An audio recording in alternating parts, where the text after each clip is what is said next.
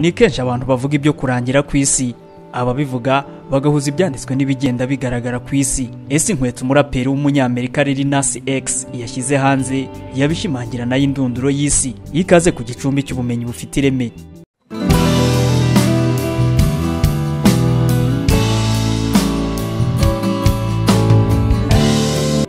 Umuraperi wo muri Amerika Montero Lamar Hill uzwi ku izina ry'ubuhanzi rya Lil Nas X yatunguye abantu ubwo yagaragazaga inkweto yakoze iyo mu bwoko bwa Nike yise Satan Shoes cyangwa se inkweto za Satani.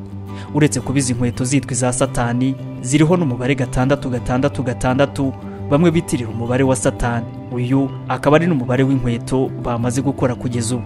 Iyi nkweto kandi irimo igitonyanga cy'amaraso y'abantu ya nyayo nk'uko byanemejwe na kampani yafatanyije n'uyu muhanzi gukora izi nkweto yitwa MCCHF. Ikaba yashimangiye ko ayo maraso ari muri izi nkweto ari bamwe mu bakozi b'iyi kampani. Nk'uko bigaragara kuri iyi nkweto kandi hariho umurongo wo muri Bibiliya ari nawo bashingiyeho cyangwa se reference mu gitabo cya Luka 10 umurongo wa 18. Ni umurongo ugira uti nabonye Satani ava mu ijuru agwa nk'umurabyo. Kuri iyi nkweto kandi nk'uko bigaragara ku rurimi rwayo hariho umusaraba ucuritse. Ikiguzi cy'iyi nkweto kugeza ubu ku muguru umwe ni amadolari y'Amerika 1018, ni ukuvuga hafi miliyoni mu mafaranga y'u Rwanda. Nubwo iyi nkweto ari marike ya Nike ariko uru ruganda rwavuze ko nta ruhare rufite mu ikorwa ry'izi nkweto zizwi nka Satani. Ibintu abazikoze nabo bemeye ko nta ruhare Nike bifitemo.